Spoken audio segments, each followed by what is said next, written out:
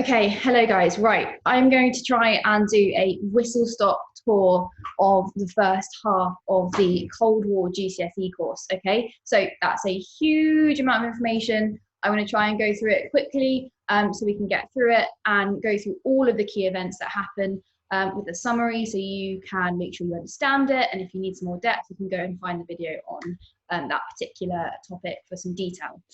Right, we start in 1917. This is kind of technically before the course really begins, but we do need to know what happens for a bit of background. So 1917, we are of course in the Russian Revolution. I have my good friend Lenin right here talking to the proletariat, the people, about rising up against the bourgeoisie, the wealthy people, and getting rid of the Romanov family, the Tsars, the kings of Russia. So, Russian Revolution. Marxist ideas.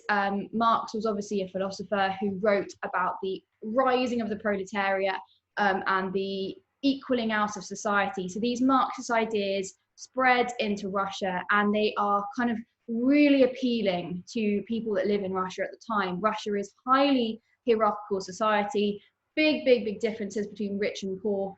Millions, 80% of the population are peasants who work on the lands, who suffer incredibly hard, working, days, work incredibly hard for very little pay. Most of them are in kind of desperate conditions of poverty. So, and then at the top, on the other hand, we have, huge wealth, aristocracy, princes, princesses, and at the very top of that whole thing, we have the Romanovs, the dynasty who lead Russia, led by Nicholas, the king.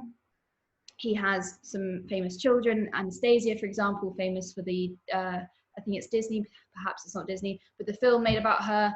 And then his son, obviously Alexei, who had haemophilia, where his blood wouldn't clot properly. So we have the Romanov family. Now, these Marxist ideas are seized upon by some very, famous individuals, for example, Lenin. And Lenin starts talking to the people in Russia about these principles, the idea of sharing wealth, the idea of getting rid of that hierarchy, taking out those people who are just born in a position of power and sharing that money and that wealth between everyone. And obviously that appeals to these people living in Russia at the time. February 1917, Tsar Nicholas is forced to abdicate. He's coming back from the front, he's on a train, and he's basically told, you have to abdicate out of choice. If you don't do it out of choice, we will force you. There is no way around this. October 1917, we have the Bolsheviks take control. All started with a women's protest, and it leads into complete uprising. Bolsheviks take over. They don't have full control at the moment. However, they pretty much have tentative control of the country. First thing they do is withdraw from World War I, which is our first moment of tension because the West obviously feel very betrayed by that. They are left in World War I to fight on their own. Russia, a huge ally with millions and millions of soldiers, have betrayed them as they saw it and left them to kind of deal with this on their own. Okay, that's element one. 1917, the Russian Revolution. Communism takes a hold of Russia. Right, event two. Okay, not very long time afterwards. Still in 1917, we enter the Civil War. Now I'm standing in front of a propaganda poster. We can see the reds behind me and the whites to my side. Now, I said that the Bolsheviks had a tentative hold of Russia, and that's exactly what it was. They'd taken power, but not everyone wanted them to lead. And there was still a huge amount of people who supported the Tsar. The Tsar was currently being held with his family in house arrest somewhere in Siberia. He's still alive, okay? So he's still an icon. People can get behind him. Not only that, but outside of Russia, the West, so particularly France and Great Britain, send weapons to help in this conflict. They don't want communism to win in Russia. So we enter a period called the Civil War. It lasts until about 1922, and we have the Reds, the Bolsheviks fighting the Whites, the supporters of the Tsar. Lots of details here. We don't really need to go into considerable amount of details, but we do need to know that eventually the Reds win. They do assassinate, they murder the Tsar and his children in the basement of the house they're being kept in Siberia. We know that for fact. And in 1922, Lenin declares the USSR the Union of Soviet Socialist Republic. Okay, so from this point onwards, after the Civil War, Russia is officially communist, and it's officially led by Lenin and the Bolshevik Party. He instantly puts into place the Cheka, the secret police, and he uses censorship. Lots of those kind of factors that we learned about are symbolic of communist regimes. Okay, the reason why this is important is that the whites were supported by the West. So the Lenin and the Bolshevik Party are immediately feeling an unfair and irrelevant influence from the West in terms of their country, their society. Why did they get involved? They have no reason to. We're having a civil war. It's nothing to do with them. And yet they're still getting involved and interfering. And equally at the same time, this communist revolution led to a kind of a hysteria almost in places like America, where suddenly people became very fearful of communists. We'd had quite a high amount of immigration from Russian immigrants into America, and they're viewed with a huge amount of distrust. And we have what we call the Red Scare in America, which is where we have a hysteria. We have lots of arrests around people who are communists. Trade unions are viewed with a measure of distrust because we're so fearful of this revolution spreading. Okay, so from this point, we're in 1922, we've had the Russian Revolution, we've had the Civil War, Russia is now a communist country. It's led to hysteria and paranoia in America, the Red Scare, people are fearful of communism. We can see that there's a situation bubbling here, which could potentially get much worse. So that's kind of the background that we do need to know, okay? And that leads us very nicely into kind of the beginning events of the really important part of this course. Right, I have moved forward in time. I'm very skilled. Yeah, don't ever doubt my intelligence because I am clearly magic almost. But I've moved forward in time to 1945. And we are, if I move my head, how dare I block good old Roosevelt, but I am at the peace conferences. So we've left the 20s and we're going towards World War II. The world is at war, and particularly these three men are here to try and rescue us and save us from disaster and Nazi domination. We have Churchill from Great Britain, we have Roosevelt from America, and we have Stalin from the USSR, all here to try and unite the Western side of the world against Germany, against Hitler. We've had one peace conference already. We had Tehran in 1943. The two that we really care about are Yalta, 1945, and Potsdam, 1945, okay? Yalta, we go into this conference, these three men, and we know it's inevitable that we're going to beat Germany at some point in the near future. But we don't, we haven't beaten them yet. We're still at war with Japan. We're currently still at war with Germany. This is a conference to talk about, how to move forward. What do we do? What do we want to do with Germany when we do beat them, when they inevitably surrender shortly? How are we going to rebuild post-war Europe? Now, we make some key decisions. They decide that they want to split Germany into 4 zones. It was initially decided on 3 zones, and then these two, Churchill and Roosevelt, push for France to be given a zone. Stalin only agrees if that zone is taken from their land. They agree that's fine. So we're going to split Germany into 4 between Great Britain, America, the USSR, and France. France aren't at the conference because France were invaded by the Nazis during the war and they're currently occupied. So we're going to divide Germany into 4. We're going to give all the liberated countries of Europe free elections. So all those countries that we're liberating from the Nazis, we're going to allow them to have a free democratic election so they can pick their own new government, their own new ruler, and we're not going to interfere with that. We're also going to create the United Nations to try and protect peace in the future of the world that we live in, okay? Now, there is an area of tension, and that is over Poland and Eastern Europe. We know that the USSR want to have part of Poland. At this point, the leaders aren't particularly interested in pushing this point. We need to keep this alliance strong. We don't want to disrupt it while we're still at war, but we can see there's a point of tension here that might become worse and it might evolve, okay? Right, we're moving forward to Potsdam, the third and final of the peace conference meetings. We have now defeated Germany. The Battle of Berlin was won by the Allied forces, and Germany have surrendered. Japan have not surrendered. So we are still at war, although we have victory in Europe. We decide that we're definitely going to split Germany how we decided at Yalta. So it's definitely going to go into four. We're going to ban the Nazi Party, and we're going to hold trials, the Nuremberg trials, to put them on trial, to hold them for their crimes, and send them to prison or execute those guilty of war crimes. And we have decided we're going to allow the USSR, Stalin his way, and we're going to allow him to take part of Poland and add it to the USSR. Now, what actually happens is Poland gets a bit of Germany to make up for it, but it shows that Stalin got his way. They don't want this to happen. Nobody who's really thinking about what's right would want that to happen. They want Poland to be governed by the old Polish government. That would seem fair, that would seem right. Having Polish borders the way they were, that would seem fair, that would seem right. But they give in to Stalin. They give in because they cannot risk losing him at this moment in the war. They still need to beat Japan, okay?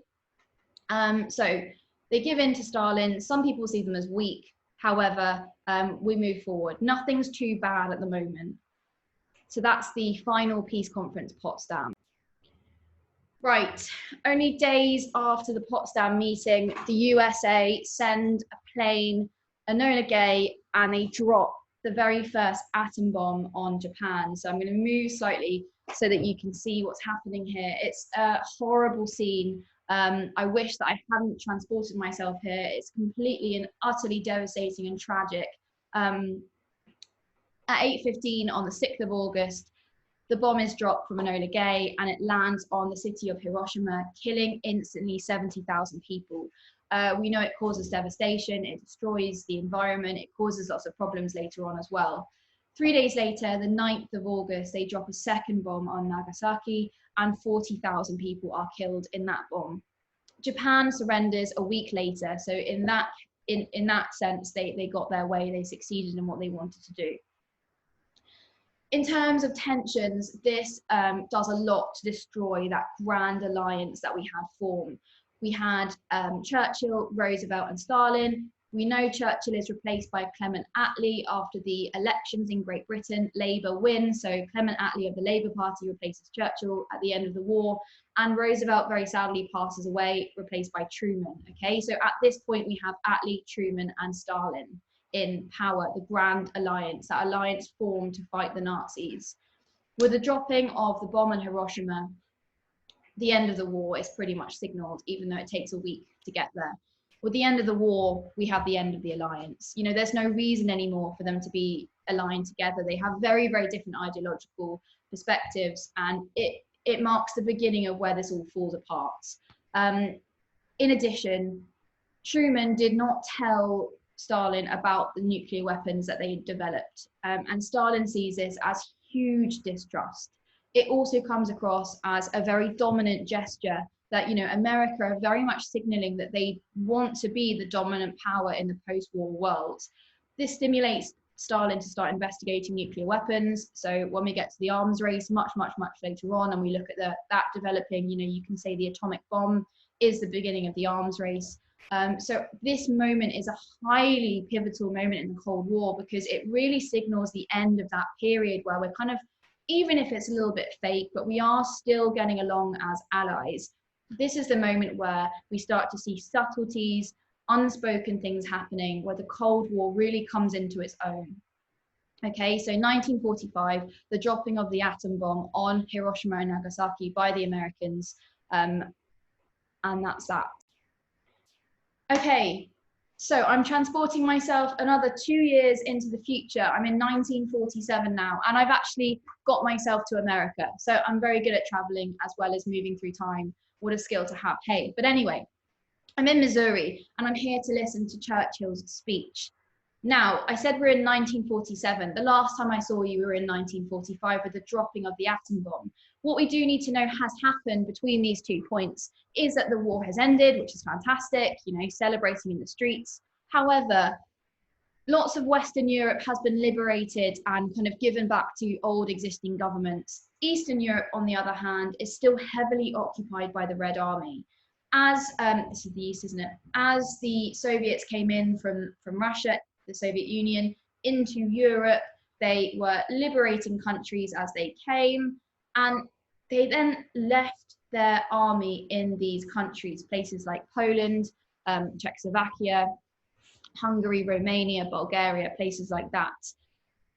Each of these countries have their own reasons for it, but lots of them are beginning to fall to communism. Some have their own uprisings and choose to be communist, you know, because they want to, because they have lots of popular support for it in the country. Some of them are very much pressurized by the presence of the Red Army in their country that hasn't left. Some of them, you know, Stalin manipulates political goings on, manipulates democratic elections, so they're not democratic anymore.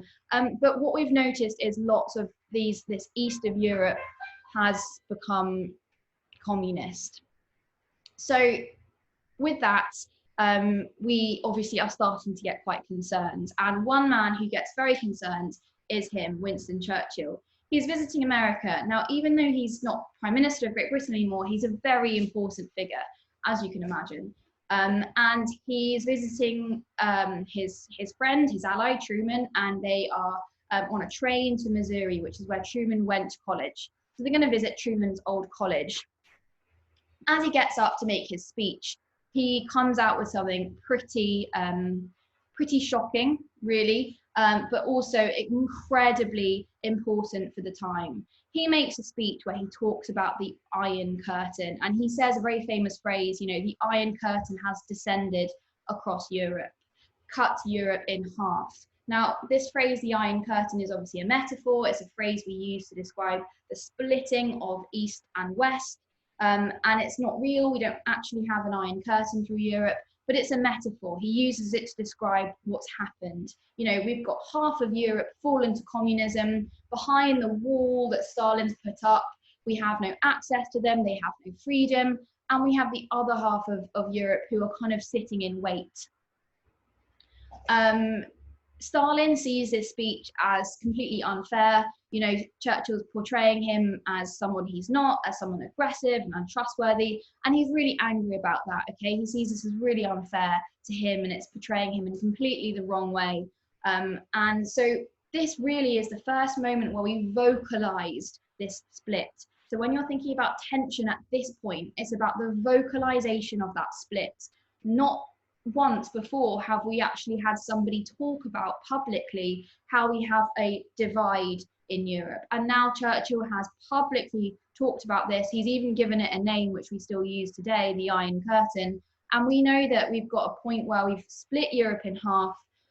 We have Eastern Europe, who very publicly, Churchill has said, has unfairly been turned to communism. Stalin is angry, and that's the situation we're in 1947. Okay, so after Churchill's speech, this kind of pushes Truman into action, and we have 12th of March 1947, another great man, Truman, Harry Truman, makes a speech to Congress this time, not publicly. He, with this speech, declares the danger of the threat of communism and his own determination to stop it. So sorry, I was in the way of our lovely Truman. Here he is in cartoon form. So he declares his determination to stop communism, and the phrase that we kind of coined from this is containment, his desire to contain communism. Now, this is really important for American politics because it marks the end of a period that we call isolationism. Before the war, America followed a policy of isolationism, not getting involved in the affairs of Europe, letting Europe be, you know, dealing with myself, focusing on ourselves in America, our economy, our conflicts, whatever, but focusing on ourselves and not getting involved in the affairs of others. Now, obviously, they're brought into World War II because of the Pearl Harbor, the dropping of, the attack on Pearl Harbor. And they end that policy for their involvement in the war. But as the war ends, you know, we're all left thinking, what are they going to do? Are they going to go back to that old way of only focusing on themselves? Or are they actually going to see this kind of new dawn of an era where they really are committed to communism, containing communism in Europe? and really fully involving themselves, probably through money, potentially through soldiers, maybe through aid, in stopping this communism spreading. With this Truman Doctrine, we see from Truman a desire to end isolationism and to involve himself and involve America in the affairs of Europe. Now, Congress aren't fully won over by this. In the first instance, they're sitting there thinking, what you want, you want us to give all of this money to Europe. Why do we care? And then actually kind of, I guess, luckily for Truman, but potentially not luckily in another sense, Czechoslovakia falls to communism. And with that, it triggers Congress to say, actually, you know what, you're right here. Lots of stuff's happening and this is becoming quite a significant problem.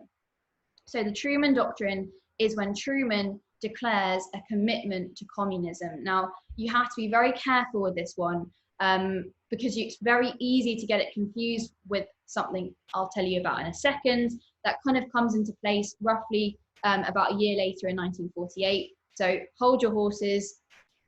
And I've transported us to Germany with the Marshall Plan. So with the Truman Doctrine, Truman sends one of his very, very prominent Secretary of State, Marshall, to Europe to investigate what's going on there. And what Marshall finds is that poverty is what's driving these countries to communism out of desperation. So he kind of realizes, if we can give money to these countries, then we can stop them from falling to communism because they won't need to. There is no need to fall to communism when you, have a good economy. So Marshall comes back and draws up the Marshall Plan. Now, the Marshall Plan, the way I like to describe it, is the Marshall Plan puts the Truman Doctrine into action. The Truman Doctrine is the idea, the commitment. The Marshall Plan is the action, the giving, okay? And with the Marshall Plan in 1948, we see America give $17 billion across until 1953. So between those 2 points, 48 to 53, they give $17 billion of money and aid to Europe to help regenerate and rescue and build up these destroyed countries. Remember, Europe has just had, 5 years of war, 6 years of war almost. And it's just been destroyed. Factories, infrastructure, roads, buildings, all these basic things where fighting happened on the streets, cities and towns have been left in ruins. So America gives $17 billion of aid to Europe to help them regenerate. Great Britain accept that, France accept that. Notable examples, it provides nets for Flemish fishermen, it gives coal for Danish industry, and it rebuilds all of the factories in France that were devastated by the invasion and the fighting, okay? Now, obviously, our man Stalin is probably not going to see this in a particularly positive way. And he sees this as something he terms dollar imperialism, okay? Dollar imperialism, the idea of building an empire through money. America are using their money to build themselves an empire. Now, whether you see the irony there or not, in that, Stalin by this point has forcibly, in a number of cases, turned countries communist under his control in the east of Europe, he obviously reacts to this and he sees this as something, which isn't fair.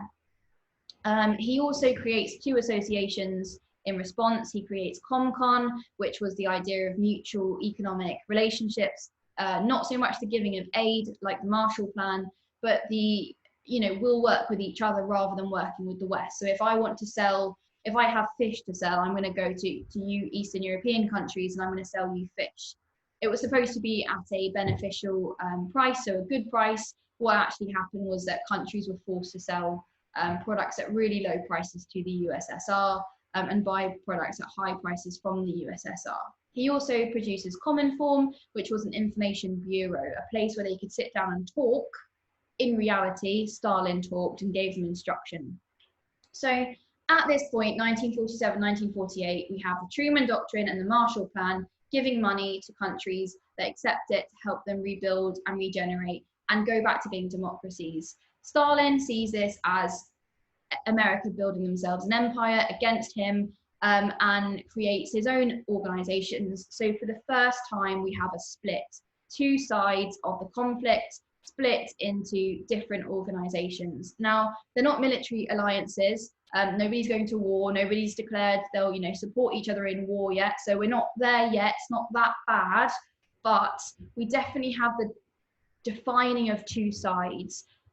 Stalin refuses any countries in the Eastern Bloc to take martial aid. One of the one of the consequences, that's what I was looking for. One of the consequences, the main consequences of this, the main kind of fissure points, I guess we could say, is Germany. Because West Germany take martial aid, East Germany don't. That obviously means as West Germany regenerates, rebuilds, East Germany just gets worse and worse and worse. So the differences between those two sides of Germany become more stark. And that's where we're transporting to now. Okay, so I've made it. I'm here in Berlin, and the year is 1949. And the next thing we need to know about is the Berlin Blockade. So I just explained how the formation of the Common and Common Form versus those countries that accepted martial aid started to create a difference between the money, the economy, the rebuilding, the regeneration that we saw in East and West of Europe. Western Europe starts to develop, whereas Eastern Europe kind of stagnates and doesn't, because they don't have the money to. They need money in their economy to kind of, rebuild themselves after war. West Germany accepts martial aid, so it starts to get better. The economy starts to improve. The Allied leaders of the American, the Great Britain, and the French sectors, also decide to combine, and they form what we call Trizonia. So we now have Germany, and we have all three together, and we just end up with the German part up here. They also introduce a new currency to try and, get rid of inflation problems. And all of these things from the Allied sectors, the Trizonia, really, really significantly improves the economy in West Germany. East Germany hasn't seen these improvements, and Stalin is desperate now for the West to withdraw from Berlin. Now, if you remember the map of Germany and how we split Germany up, we have Germany here. The Western sectors are kind of like here, kind of my palm, and the Eastern sector is up here. Berlin falls right in the middle of the Eastern sector. So it's surrounded by Soviet territory. And by this point, Stalin sees, the regeneration of the West is embarrassing. He's worried it shows and highlights the failure of communism. And he's just getting really frustrated. And he wants to get the West out of Berlin. He's fed up of having this kind of on his doorstep almost. So he devises a plan, I guess, to try and push them to leave. Because Berlin sits in Soviet territory, it's only accessible by road route, and there's a couple of air corridors. Now, he's committed on paper to protecting the air corridors, but he never agreed to protecting the road entrances. So he decides in 1949 to blockade Berlin, and he stops any transport of food or fuel from entering the city. He essentially completely blocks it off. This means that West Berlin, the western half of Berlin, would essentially starve. There are 2.5 million inhabitants in the British, American, and French sector in Berlin, and their lives really are at stake here, because either the British and Americans give in and Stalin takes Berlin, or we kind of have a standout, a stalemate, and we see who's going to give in first.